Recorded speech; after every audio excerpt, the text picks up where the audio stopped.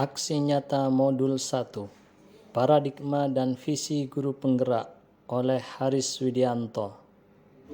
Modul 1.1, Refleksi Filosofis Pendidikan Nasional Bapak Ki Hadjar Dewantoro. Bapak Ki Hadjar Dewantoro adalah sebagai pahlawan pendidikan di negara Republik Indonesia ini. Beliau terkenal dengan semboyannya ing ngarsa sung tulodo ing madya mangunkarsa tutwuri handayani, yang kurang lebihnya jika dibahasa Indonesiakan adalah di depan sebagai panutan, di tengah membangun rasa, dan di belakang memberikan semangat. Maksud dari semboyan itu adalah bahwa kita sebagai guru, jika berada di garda terdepan, maka kita adalah sebagai panutan untuk murid-murid kita.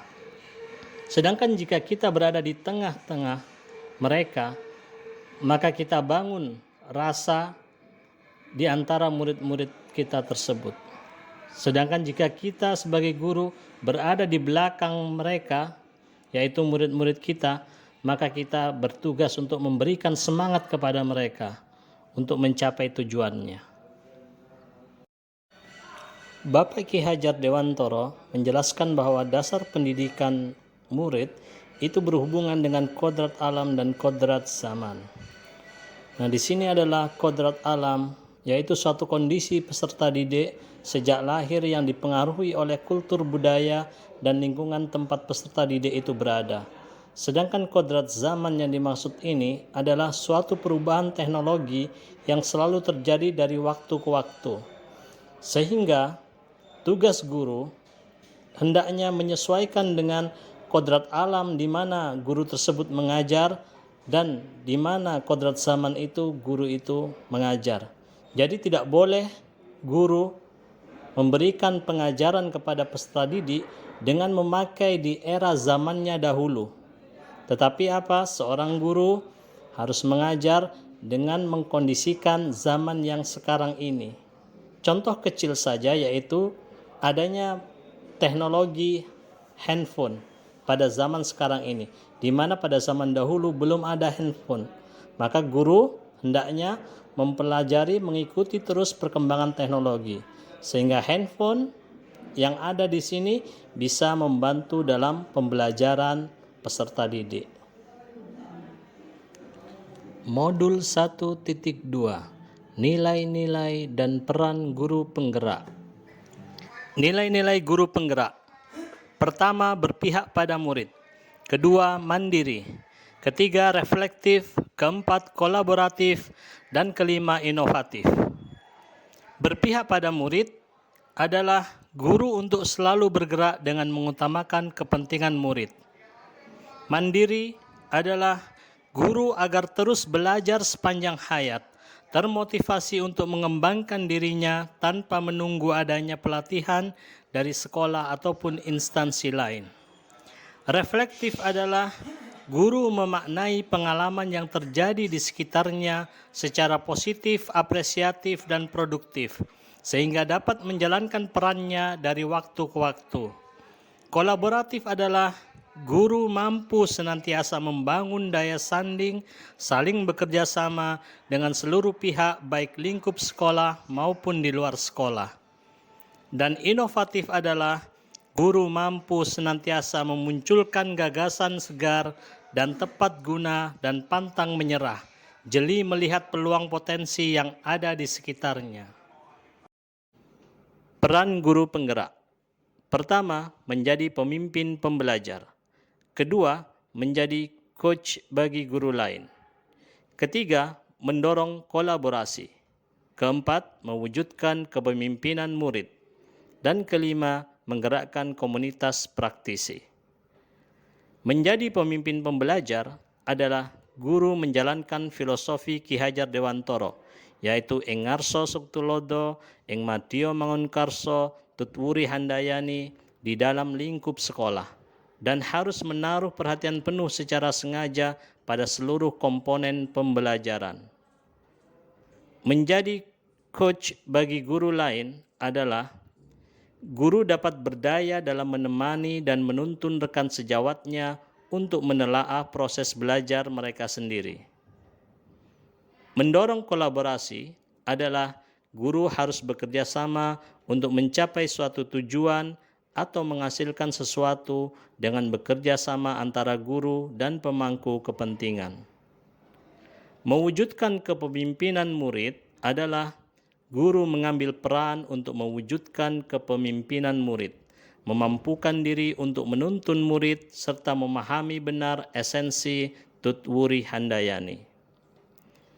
Menggerakkan komunitas praktisi adalah guru dapat mengambil peran dalam menggerakkan komunitas praktisi di sekolah dan wilayah sekitarnya dengan menumbuhkan budaya belajar yang kolaboratif sehingga komunitas yang telah terbentuk ini menjadi wahana perjumpaan yang profesional antar guru.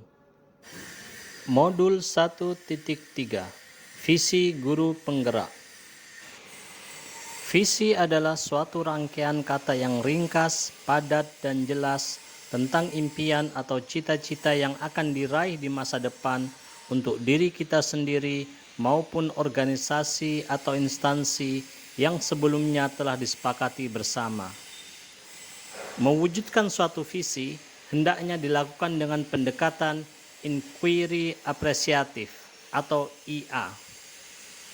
Menurut Cooper, Reader, dan Whitney, IA atau inquiry apresiatif adalah suatu filosofi, suatu landasan berpikir yang berfokus pada upaya kolaboratif untuk menemukan hal positif dalam diri seseorang, dalam suatu organisasi dan dunia di sekitarnya, baik di masa lalu, masa kini, maupun masa depan. Prakarsa perubahan adalah bagian dari upaya untuk mencapai visi yang telah dirumuskan, kemudian membuat rencana perubahan di tempat di mana mereka berkarya menggunakan paradigma dan model inquiry apresiatif atau IA. Dalam menentukan prakarsa perubahan harus melalui proses ATAP. A. Awal aset. Kenali potensi yang telah dimiliki dari kita dan lingkungan di sekitar kita. T. Tantangan. Kenali apa saja tantangan yang akan kita hadapi nantinya dalam mewujudkan prakarsa tersebut. A. Aksi buat strategi dan perencanaan serta penyesuaian dalam mewujudkan prakarsa tersebut. Dan P. Pelajaran atau perubahan. Setelah kita melakukan aksi, maka diperlukan refleksi terhadap keseluruhan proses dan memperbaiki yang kurang untuk harapan yang ingin dicapai lagi ke depannya. Dari visi dan prakarsa perubahan ini, melalui pendekatan inquiry apresiatif, dilaksanakanlah tahapan Bagja. Bagja di sini adalah kepanjangan dari B. Buat pertanyaan. Dari visi yang telah kita tentukan, maka kita buat pertanyaan berkenaan dengan visi dan prakarsa perubahan tersebut. A. Ambil pelajaran. Kemudian kita cari dan temukan mereka yang telah berhasil, yang bersinggungan dengan visi dan prakarsa perubahan tersebut, kemudian kita ambil pelajarannya. G. Gali impian. Pada langkah ini kita uraikan segala bentuk impian kita ke depannya dalam mewujudkan visi dan prakarsa perubahan tersebut. J. Jabarkan rencana. Kita buat strategi perencanaan dalam mewujudkan visi dan prakarsa perubahan. A. Atur eksekusi. Dalam rangkaian ini kita tentukan siapa-siapa saja yang terlibat dan bertanggung jawab dalam proses mewujudkan visi dan prakarsa perubahan. Modul 1.4 Budaya Positif. Budaya positif, di sini kita akan mempelajari tentang 1. Disiplin positif, 2. Teori kontrol, 3. Teori motivasi, 4. Hukuman dan penghargaan, 5. Posisi kontrol, 6. Kebutuhan dasar manusia, 7. Keyakinan kelas, dan 8. Segitiga restitusi. Dalam disiplin positif, dimaknai di sini adalah sesuatu yang dilakukan seseorang pada orang lain untuk mendapatkan kepatuhan. Dan makna positif di sini adalah hubungan yang terjalin baik antara guru dan murid. Sehingga dalam hal ini, guru membimbing murid untuk dapat menumbuhkan disiplin dari dalam dirinya sendiri tanpa paksaan. Teori kontrol. Dalam teori kontrol ini, guru memiliki tanggung jawab untuk memastikan bahwa lingkungan pembelajaran aman, efisien, dan efektif. Teori motivasi. Dalam teori motivasi ini, ada 3 hal alasan motivasi perilaku manusia. Yang pertama, untuk menghindari ketidaknyamanan atau hukuman. Yang kedua, untuk mendapatkan imbalan atau penghargaan dari orang lain. Dan yang ketiga, untuk menjadi orang yang mereka inginkan dan menghargai diri sendiri dengan nilai-nilai yang mereka percaya. Sehingga 3 hal ini harus kita perhatikan dan kita sesuaikan dalam pembelajaran terhadap peserta didik. Hukuman dan penghargaan. Dalam menjalankan peraturan ataupun keyakinan kelas atau sekolah, bila mana ada suatu pelanggaran, tentunya sesuatu harus terjadi. Untuk itu kita perlu meninjau ulang tindakan penegakan peraturan atau keyakinan kelas sekolah kita selama ini. Tindakan terhadap suatu pelanggaran pada umumnya berbentuk hukuman atau konsekuensi, sedangkan penghargaan akan diberikan ketika peraturan ditaati. Jadi, seorang guru dalam memberikan tindakan terhadap peserta didik ada punishment and reward atas aturan yang telah disepakati bersama. Posisi kontrol. Ketika mendapatkan peserta didik melakukan pelanggaran sekolah, maka guru dapat memilih 5 posisi kontrol, disesuaikan dengan karakter peserta didiknya. 5 posisi kontrol itu adalah yang pertama, sebagai penghukum. Kedua, pembuat merasa bersalah. Ketiga, sebagai teman. Keempat, sebagai pemantau. Dan yang kelima, sebagai manajer. Diharapkan ketika guru memilih salah satu dari 5 posisi kontrol tersebut, dapat menyadarkan peserta didik yang melanggar dan tidak lagi mengulangi pelanggaran yang sama ke depannya. Kebutuhan dasar manusia. Ada 5 kebutuhan dasar manusia, yaitu yang pertama, kebutuhan bertahan hidup. Kedua, kasih sayang dan bisa diterima. 3, penguasaan.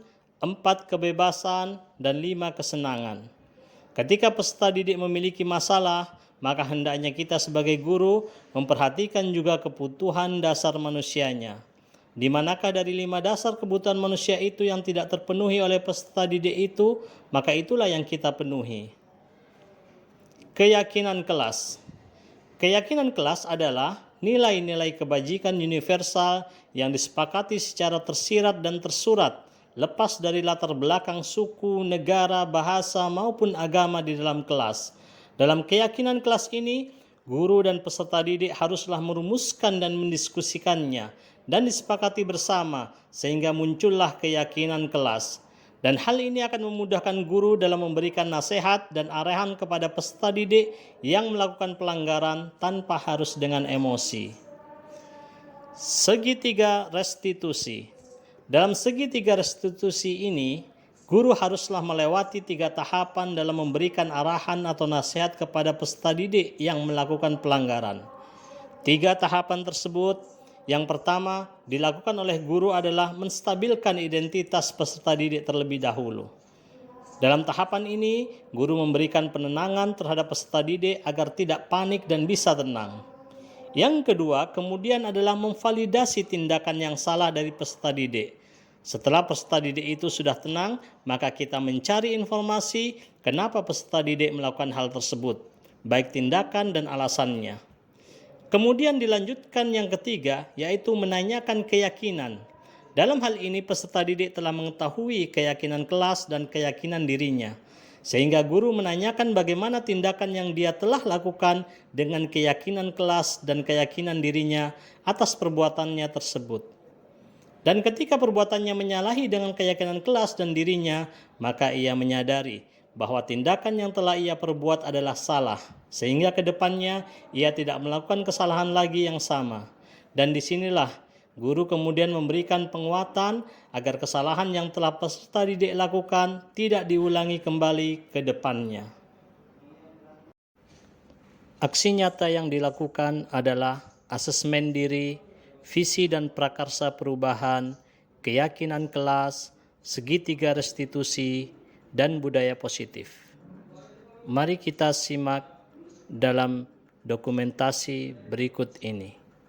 بسم الله الرحمن الرحيم والسماء ذات البروج واليوم الموعود وشاهد ومشهود قتل أصحاب الأخدود النار ذات الوقود إذ هم عليها قعود وهم على ما يفعلون بالمؤمنين شهود وما نقموا منهم إلا أن يؤمنوا بالله العزيز الحميد الذي له ملك السماوات والأرض والله على كل شيء شهيد إن الذين فتنوا المؤمنين والمؤمنات ثم لم يتوبوا فلهم عذاب جهنم ولهم عذاب الحريق إن الذين آمنوا وعملوا الصالحات لهم جنات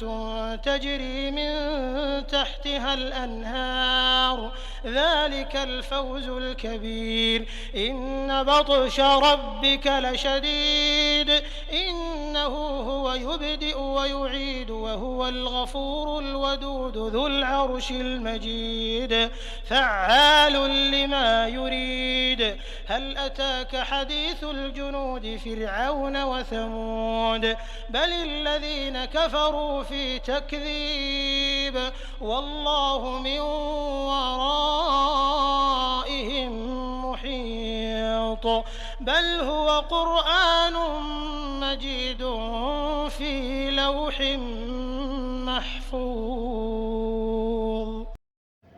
Demikian rangkuman berkenaan dengan paket modul 1, yaitu paradigma dan visi guru penggerak. Mohon maaf atas segala banyaknya kekurangan ataupun kesalahan dari saya. Jazakumullah khairan. Wassalamualaikum warahmatullahi wabarakatuh.